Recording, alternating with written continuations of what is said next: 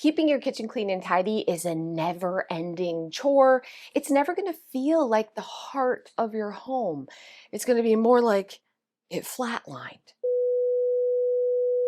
I get a lot of questions from you asking how to organize a space when people who live in the home organize differently. Usually it's a bee spouse married to like a ladybug, which is complete opposites. And that is what this video is all about. I'm going to show you real life compromises, hacks, and tips that work for everyone. I'm not a huge fan of decanting usually, but when you do have things out like the soap and the hand soap, and if you're keeping them in the original containers, it can actually feel like a lot. All the colors, all the bold, print. For a hidden organizer can feel messy, but for a visual organizer, they do have to be left out. Taking 1 second to decant them into pretty containers, even if they're from the dollar store, means you can leave it out, but it doesn't feel like visual clutter. Speaking of decanting, there may be spaces in your kitchen that you or like one person predominantly uses more than another. Maybe you're the one who cooks and you're always using the spices. It's okay to organize those spaces just for your style. Here in the kitchen, we have a drawer just for Emily and Emily's snacks. And she's a bee, so we decanted them, and I love this. I actually saw this on TikTok. Using a drawer for food with containers that stack like this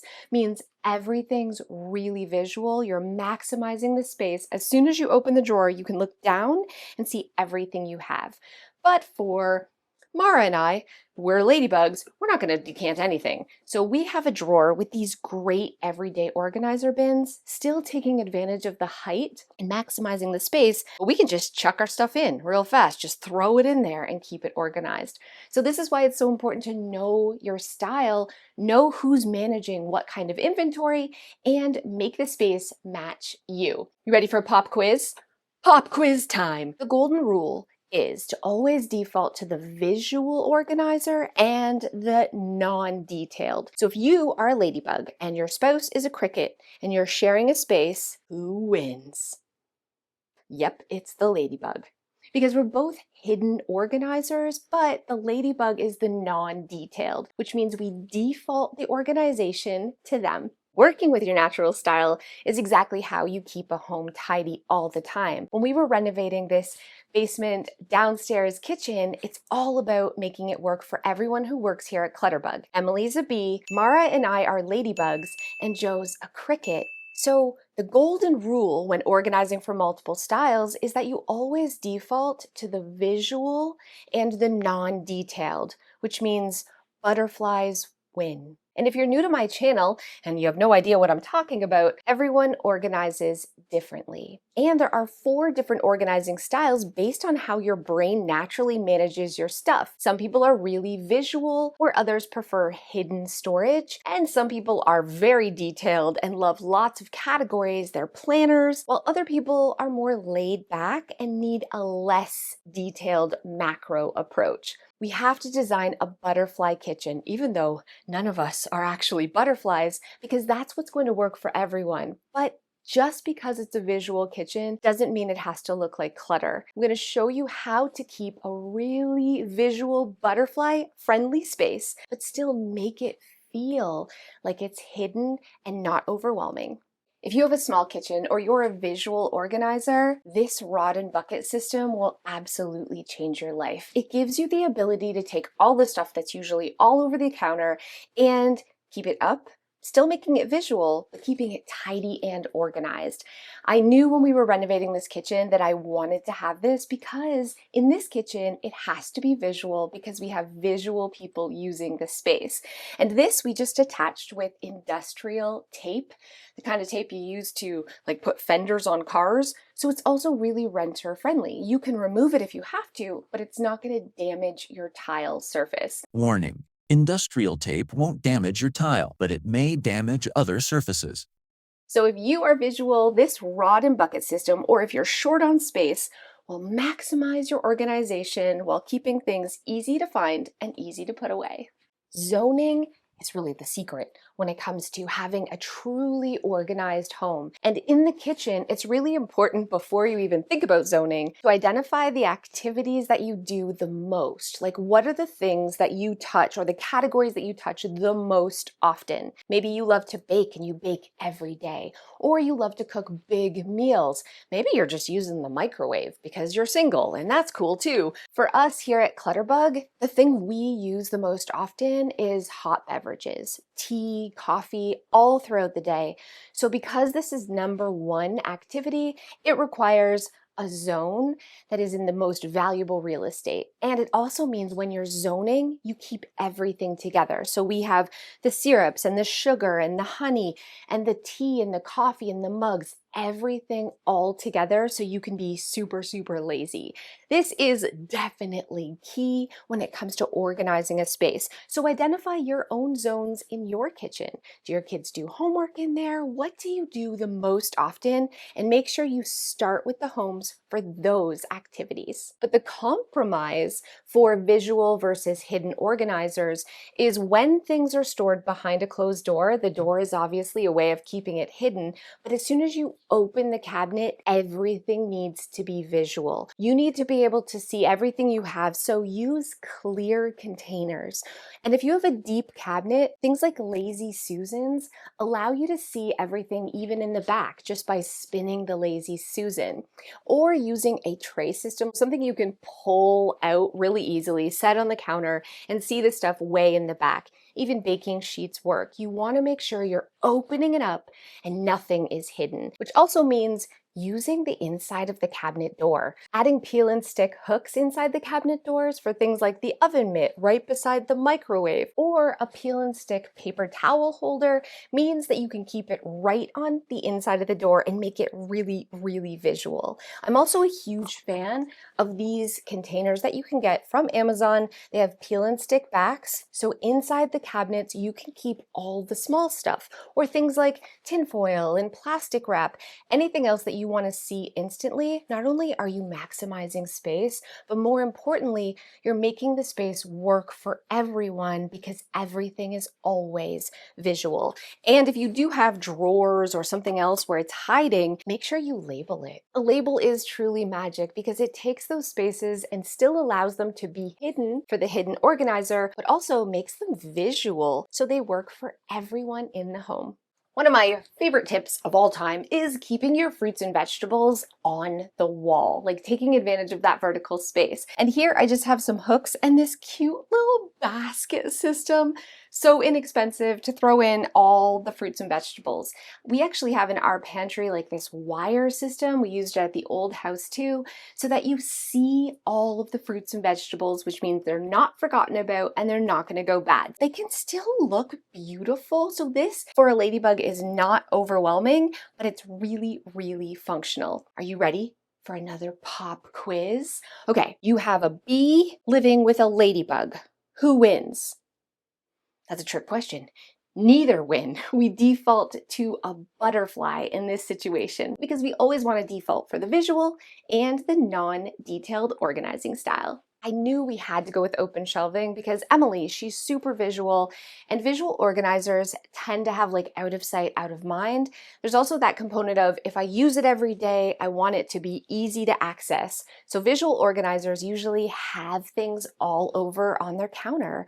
Why not put it up, allow you to still have a workspace, but keep things really functional? So dishes right above the dishwasher, the cutlery, no need to open a door, you just take it out and put it right here. And there are people who will say, what about the dust, Cass? I don't want to see all the stuff. Again, that's why this is a compromise. We're talking about the things that would otherwise be on your counter anyways. And we're giving them a home that's beautiful, that doesn't feel overwhelming, but that's functional because the only goal is having a space that stays tidy and allows us to keep our workspaces for actually cooking and doing the things we do in the kitchen.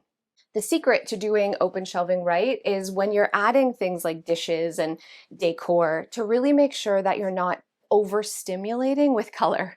Like 1, 2, or 3 different pops of color are all you need to make it feel minimal, even though it's very, maximal. Does that make sense? So this doesn't feel overwhelming to my brain, even though we're seeing everything because we've kept the colors to a minimum. Because we started from scratch in this kitchen, it really gave us the ability to think about function right from the get-go.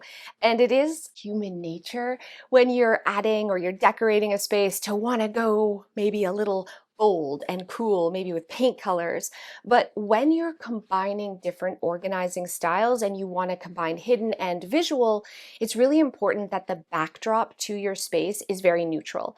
Your stuff is going to be out, and that's going to kind of be the wallpaper. That's going to be the thing you're going to see. So if you have a crazy backsplash or bright pink wall color, it's just going to add to the noise, the visual noise, and make it feel overwhelming for the hidden organizer in the home. So we did everything kind of white, which I know can seem boring, but there's a method to the madness, which means the stuff, the visual things we use every day, become the stuff that we see. Remember, vertical is visual, so putting things up is perfect for bees and butterflies, but keeping the colors neutral really works for ladybugs. Crickets, they might fuss over this. This might just be too much for them to look at. Poor Joe, he's a cricket, but also he's married to an organizing expert, so sorry, Joe. I don't want to say I make the rules, but I literally made the rules. I want to take a second to thank today's video sponsor, HelloFresh. I treat myself to HelloFresh meals 3 times a week. It's just less planning when it comes to what's for dinner, and I don't have to run to the grocery store because everything comes right to my door fresh from the farm and it's pre-portioned. So I just have to follow the easy step-by-step instructions to put together an incredible chef-inspired meal that is cheaper than going to a restaurant. With over 100 recipes to choose from, I always get to try something new with my family, and I can also pick our favorites. And there are quick meals under 15 minutes. You can choose keto or vegan. Whatever you want, there's an option at HelloFresh. If you want to give HelloFresh a try, take advantage of new HelloFresh by using my code ClutterbugFM at HelloFresh.com for 10 free meals plus free breakfast for life. 1 free meal per box with active subscription. Free meals applied at discount on first box, new or returning subscribers only, varies by plan. Sign up today, click the link below, or use my code ClutterbugFM at HelloFresh.com. This is so exciting for me. I want to share with you. It's a fridge and a dishwasher, and actually all the appliances are hidden. I used to think that if you had a kitchen where you had to play hide and seek to find the fridge, you were rich. But IKEA and lots of other places now have very inexpensive options to have paneled fridges and paneled dishwashers. And why this is so perfect when you're combining different organizing styles is that just by hiding the appliances, it calms the space visually, which means it works really good for hidden organizers. It also means because those things are hidden, you can have other things being visual, like your everyday objects, but it doesn't feel overwhelming. Man, I'm a giant nerd for peel and stick things that attach to the wall or the side of things because they're so good for creating storage where you don't have any. So this is a little rod from Amazon, which just peels and sticks to the side of a cabinet or the side of your island so you can hang your dish towel and your oven mitts or anything else. There are so many of these options I use in so many places throughout my home because they add storage, they're renter friendly, but they're not going to damage your surfaces. And last but definitely not least, don't forget to create a visual command center in your kitchen. This is for all those little papers that end up on your kitchen counter. Maybe it's for a bill paying station, the reminders, the schedules, all of it has a home. It's really visual, but it can still feel beautiful. It can feel like part of the decor, so it works for hidden and visual organizers. You definitely need a command center. Are you ready for the final pop quiz? You have a cricket and a bee living together. Who wins? Yep, it's the bee because they are the visual organizer. So they will be the one that you organize for. Let's all take a second and shed a silent tear or the crickets, like my husband Joe. Because when you're combining different organizing styles and sharing a space and compromising, crickets always lose. Sorry. But I feel like Joe did win in this space because he loves building and I'm so grateful to him. He's such a handy guy. He put together this incredible kitchen. We are all so excited to make lunch in here, to work in here, and I'm just so thankful. So, I mean, happy wife, happy life. We're all kind of winning, right, Joe? Thank you guys so much. Before you go, you might be wondering, where is the stove, Cass? Because everything's hidden like behind panels. We have a fridge, we have a dishwasher, the trash is hidden, the microwave, the coffee maker.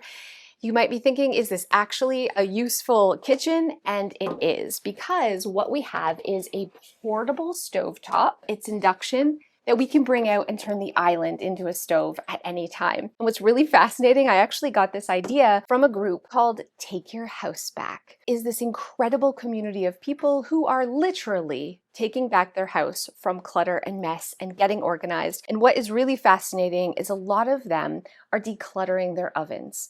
Now with Instapots and air fryers, if you don't bake, a lot of people aren't actually using their oven at all. They're just using the stovetop. So we'd see in the comments all the time in our private Take Your House Back community that people were like storing their shoes in the oven because they needed the space. So decluttering it, getting like a portable stovetop like this, means that they can create storage in their kitchen for the things they actually use. And that is what zoning is all about. If you want to join the Take Your House Back team, I'm going to put a link in the description. Not only do you get access to step-by-step how to declutter and take back control of your home, but you'll be part of the community of over 30,000 incredible people. You have access to the all-day live declutter. The next is October 4th, where I will be your clutter coach, along with Dawn from The Minimal Mom and Dana from A Slob Comes Clean. We're going to kick your butt and help you kick the clutter out. You don't want to miss this. It is only on sale for another week and a half. So